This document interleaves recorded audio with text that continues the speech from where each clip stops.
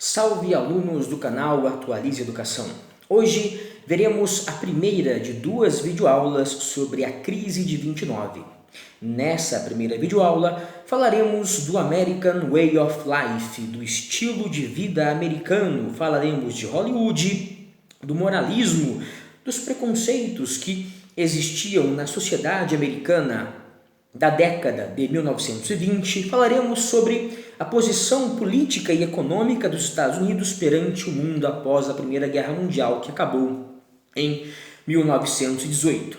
Entender isso será de fundamental importância para a segunda parte desse vídeo, na qual falaremos sobre a crise econômica de 29 em si e os seus reflexos no mundo, contribuindo inclusive para o surgimento do nazismo na Alemanha. Bem, vamos lá então.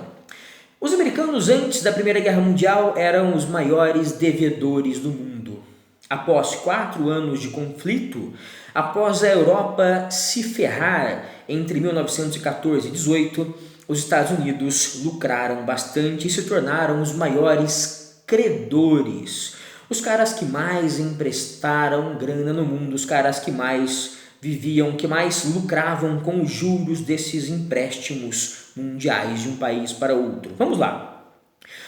Durante a guerra, os norte-americanos venderam armas, venderam munição, venderam mantimentos, produtos que serviam para a guerra, produtos bélicos, militares. Os caras venderam esses mantimentos bélicos ou militares para a Alemanha, de um lado, e para a Inglaterra, a França e a Rússia do outro lado. Os caras venderam para os dois lados, não tinha, os americanos não se importavam com quem estava matando quem. O interesse era econômico. Se os caras precisarem vender a própria mãe, talvez façam isso, são o país mais rico do mundo.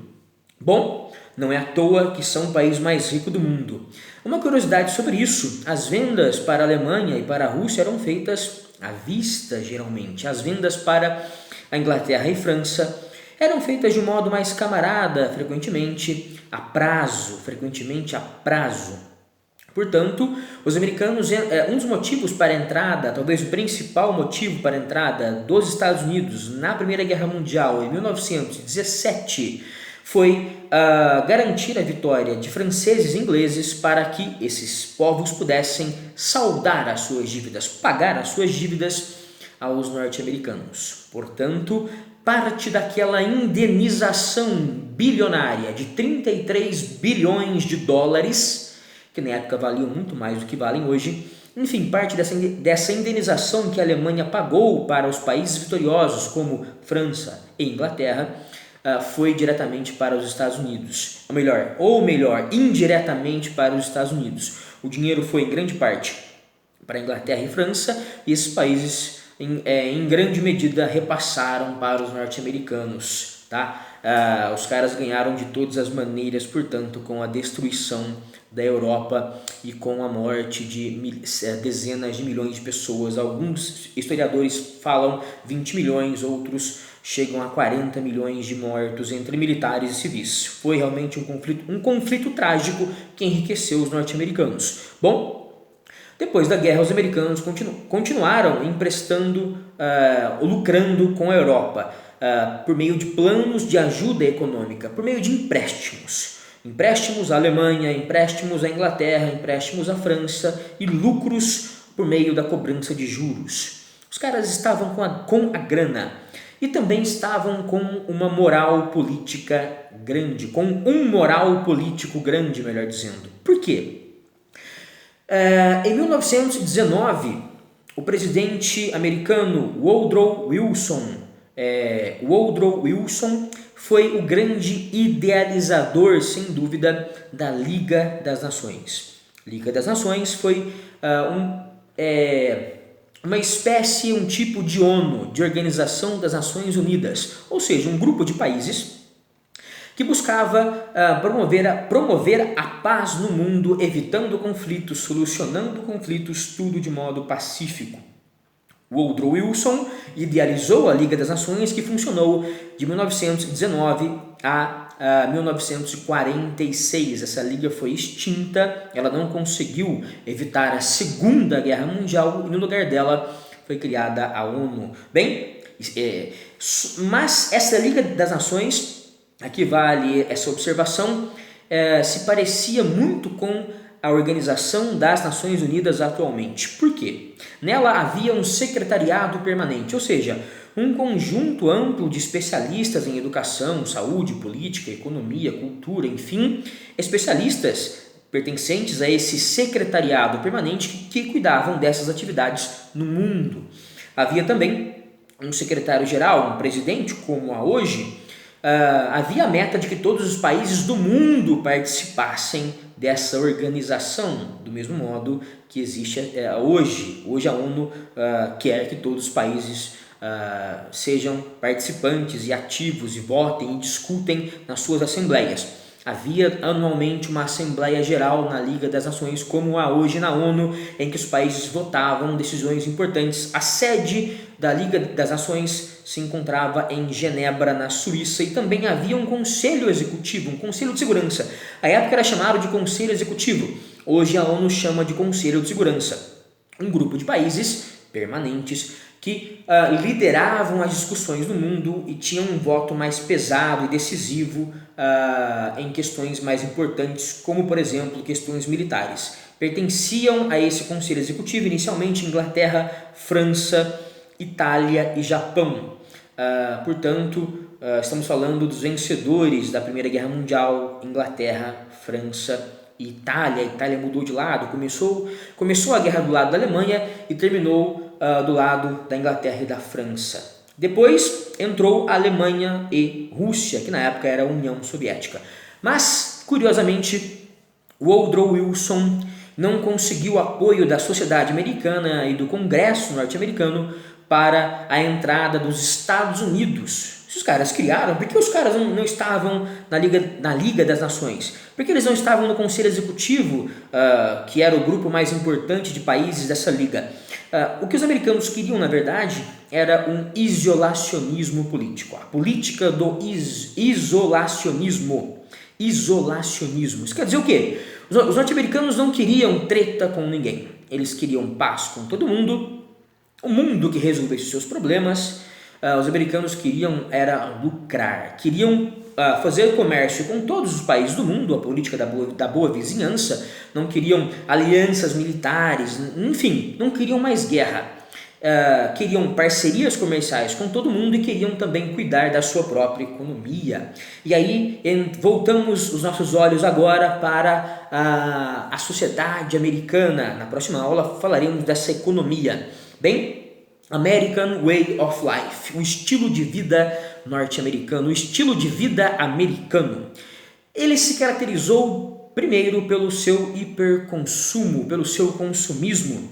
Consumo gigantesco de eletrodomésticos, telefones, rádios, consumo gigantesco, exagerado de carros. Henry Ford, com o seu modelo Ford T, que era fabricado, cada carro Ford T era fabricado em um espaço de 1 hora e 40 minutos em média. Enfim, o carro se popularizou, se tornou mais barato comprar um carro, mais acessível à maioria da população. Então, comprar carros, telefones, comprar rádios, comprar eletrodomésticos de modo geral, o seu nem estragou, surge um modelo novo e vamos comprá-lo. Comprar enlatados, comprar e comprar, se tornou um estilo de vida que, podemos dizer, nasceu nos Estados Unidos nos anos 1920, agora entramos em 1920, saímos da criação da Liga das Nações em 1919 e entramos na década de 1920. Enfim, então esse estilo de vida consumista nasceu nos Estados Unidos e depois foi exportado para o mundo. Mas nem tudo era consumo, nem tudo era alegria, havia também um excesso de moralismo. Os americanos, sendo os mais ricos, tendo um moral político, passaram a tentar moralizar a sua sociedade, o seu povo, a sua nação. Moralizar, corrigir erros, extirpar, expulsar vícios, melhorar a sociedade. E aí entramos na famosa Ku Klux Klan, Ku Klux Klan, ou KKK, KKK, na sua abreviação. Esse grupo era um grupo de brancos racistas que queriam praticar a eugenia, ou seja, queriam exterminar grupos humanos, expulsar, exterminar, matar, eliminar de modo geral, por meio da violência, da agressão verbal, por meio da expulsão do país, por meio de assassinatos, prisões. Esse grupo da Ku Klux Klan queria eliminar grupos humanos que eles consideravam sujos, indignos de viver, não merecedores de viver. Muitos acham que a Ku Klux Klan só perseguia negros, talvez perseguisse principalmente negros, que ela considerava viciados, alcoólatras, ladrões, pessoas que não mereciam viver na grandiosa sociedade americana, perfeita, rica, enfim, democrática e tal. Bom, não é verdade que a KKK perseguia só negros, ela perseguia também judeus, perseguia católicos, perseguição religiosa, portanto, perseguia imigrantes de modo geral, indianos, asiáticos, espanhóis, italianos, perseguia comunistas, sindicalistas, anarquistas, ou seja, se você defendesse direitos trabalhistas, melhores salários, seguro-desemprego, férias maiores, enfim, licença maternidade, licença paternidade, você seria confundido com um anarquista, comunista, socialista, ou você estaria em um desses grupos e, portanto, seria também perseguido pela KKK, correria risco de vida. Os caras da KKK faziam expedições punitivas, saíam às ruas para promover xingamentos, torturas, assassinatos, agressões verbais e físicas de modo geral. Em 1925, 40 mil membros da Ku Klux Klan fizeram uma passeata na capital americana, Washington. Fazer uma passeata na capital de um país e ter liberdade para isso é um sinal de grande poder. Então não vamos subestimar o poder da KKK, da Ku Klux Klan, na década de 20 nos Estados Unidos. E é triste perceber que hoje, enquanto eu gravo esse vídeo, ainda há necessidade de existirem movimentos como esse promovido pelo assassinato de um negro americano chamado George Floyd, se eu não me engano, eu acho que é isso mesmo, George Floyd, me perdoem se eu estiver enganado. Esse assassinato pela polícia americana é um assassinato covarde. Esse Floyd, ele cometeu um crime de falsificação de dinheiro, mas estava imobilizado, algemado, e mesmo assim foi assassinado por asfixiamento por 3 ou 4 policiais que estavam sobre o seu corpo ainda vivo, sobre Floyd, que gritava, que pedia pela sua vida. E esse assassinato fez nascer o movimento Vidas Negras Importam.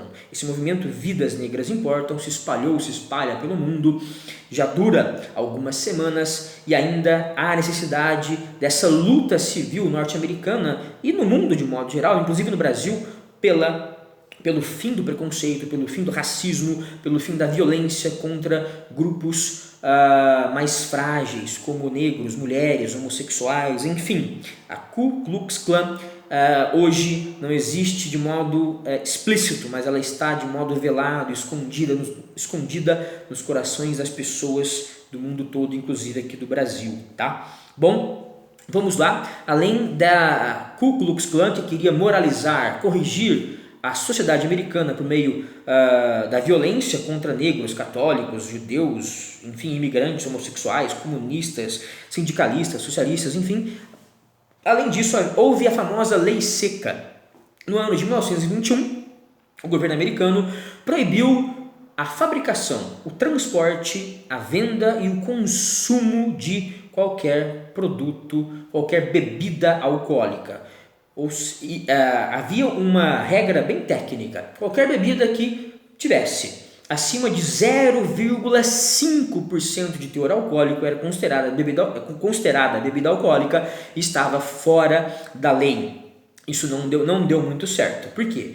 Aumentou grandemente o número de sorveterias. Sorveterias falsas, de fachada, nos fundos funcionavam bares. aumentou em 48%, em 50%, arredondemos o número de viciados em álcool, o número de alcoólatras, 50% de aumento de alcoolismo na sociedade americana, numa época em que a bebida alcoólica foi proibida. Curioso notar o seguinte, só no ano de 1966, é isso mesmo, deixa eu conferir aqui, só nesse ano de 66, no estado do Mississippi, essa lei seca deixou de existir nos Estados Unidos. A maioria, todos os estados americanos haviam abolido essa lei. Essa lei foi abolida pelo governo norte-americano, pelo governo federal central, em 1933, 12 anos depois dela ser feita, mas os estados que lá nos Estados Unidos tem uma independência muito grande do presidente, da presidência, enfim, continuaram com essa lei seca. Alguns estados continuaram. O Mississippi só a aboliu, só a extinguiu no ano de 1966. Por conta dessa lei seca, houve um aumento dos gangsters, do tráfico de álcool, da fabricação clandestina, do transporte e da venda clandestina de bebidas alcoólicas. E houve um crescimento muito grande de gangues. Os gangsters armados de submetralhadoras, isso é muito comum de ser visto em filme, disputavam áreas de venda de bebida alcoólica, o que era muito lucrativo, afinal de contas, como era uma venda fora da lei, o governo não cobrava impostos, porque não sabia que isso existia em muitos locais, portanto o lucro era altíssimo. Al Capone foi talvez o mafioso mais famoso, inspirador de Poderoso Chefão, enfim. Al Capone, de origem italiana, comandou em Chicago a maior parte das vendas de bebida alcoólica na década de 1920. Disputas por áreas de venda, como acontece hoje entre facções aqui no Brasil, disputas por áreas de venda em meio a esse crime organizado e violento. Enfim, lei seca, gangsters. Agora, seguindo nessa linha da violência, do preconceito, houve o ato de imigração. Muitas vezes essa lei não aparece nas videoaulas. O que foi esse ato de imigração? Essa lei foi feita em 1924, a lei seca em 21. A Ku Klux Klan, embora tenha aparecido com mais veemência na década de 1920, ela existia desde 1865. Desde 1865 foi criada no sul dos Estados Unidos, mas na década de 20, a época em que estamos falando, chegou a ter 4 milhões de membros. Foi o seu auge, tá? Uma época de auge dela. Não sei se depois esse número aumentou ou diminuiu, mas até essa época, até os anos 20, foi o seu auge. Enfim, o ato de imigração foi feito em 24. Essa lei controlava a entrada de imigrantes. Isso diminuiu a entrada de imigrantes italianos, de imigrantes espanhóis. Essa lei também proibiu a entrada de imigrantes asiáticos e indianos.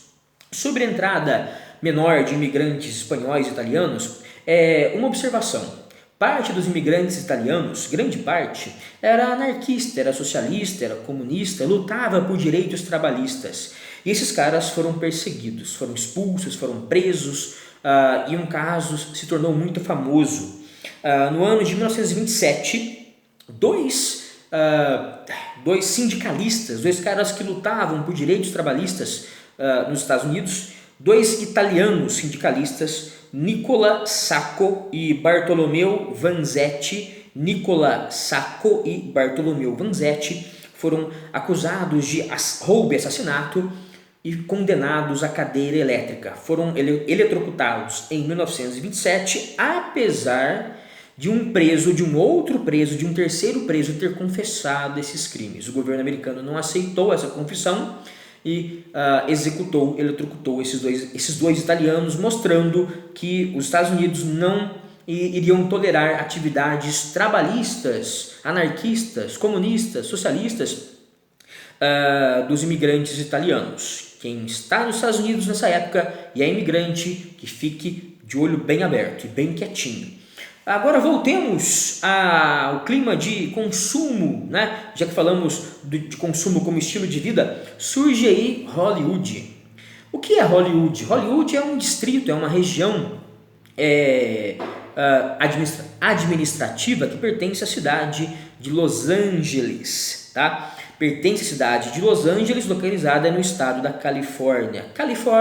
Estado da Califórnia, cidade de Los Angeles, cidade ensolarada, distrito de Hollywood. Ali criou-se um centro onde estúdios cinematográficos passaram a se reunir.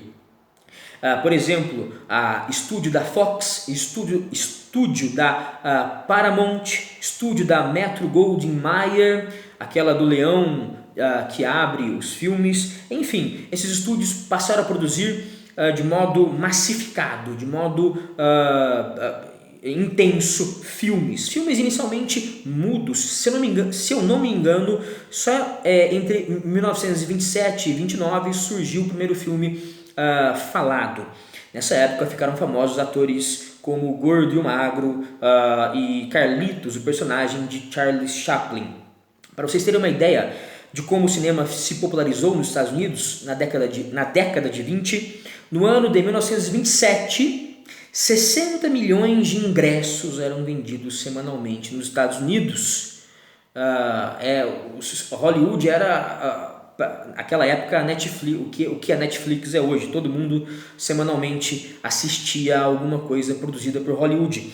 No ano de 1929, 2 anos depois, o número de ingressos comprados semanalmente saltava para 110 milhões de ingressos vendidos semanalmente para que os americanos assistissem aos filmes de Hollywood em 1929.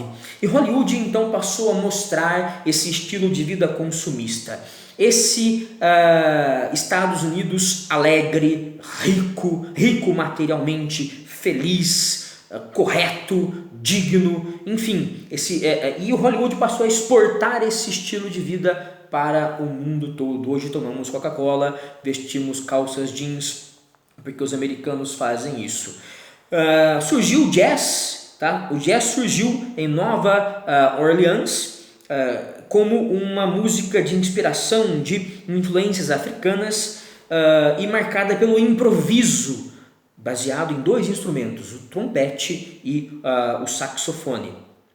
Um grande nome do jazz foi Louis Armstrong. O jazz como outro símbolo ao lado de Hollywood dessa alegria americana imensa. Os caras estavam no topo, os caras estavam e ainda estão acima economicamente da sociedade mundial. Culturalmente, enfim, todo mundo consome a sua cultura, o seu cinema, a sua literatura, todo mundo consome o seu modo de vida, todo mundo quer ser norte-americano, de algum modo, né?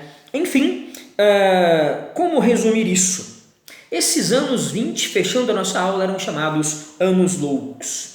Você tinha de um lado a lei seca, a tentativa de moralizar as pessoas, e do outro lado 50% a mais de alcoólatras, festas grandiosas regadas a álcool.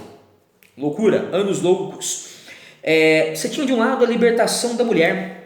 A mulher podia votar, a mulher passou a cortar os seus cabelos curtos, cabelo estilo Chanel, a mulher passou a deixar de usar os espartilhos que apertavam suas cinturas e peitos para agradar aos homens. A mulher não usava mais espartilhos, a mulher passou a pintar as pálpebras com cores escuras, com maquiagem escura, a mulher passou a usar batons vermelhos, a fumar em público, a usar maiô, mas em contrapartida, não podia mostrar, usando maiôs ou saias ou blusas, não podia mostrar cotovelos e joelhos, e muito menos barriga ou coxas. Enfim, a juventude americana dessa época chamada de geração perdida, uma geração consumista, uma geração que só se preocupava com o aqui e agora, não se preocupava com a política, com os outros, com a empregabilidade, com o emprego, não.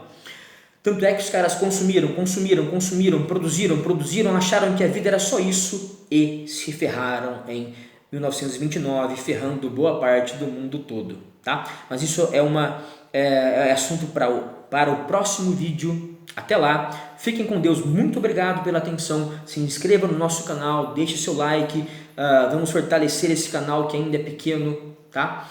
Muito obrigado de novo e fiquem com Deus.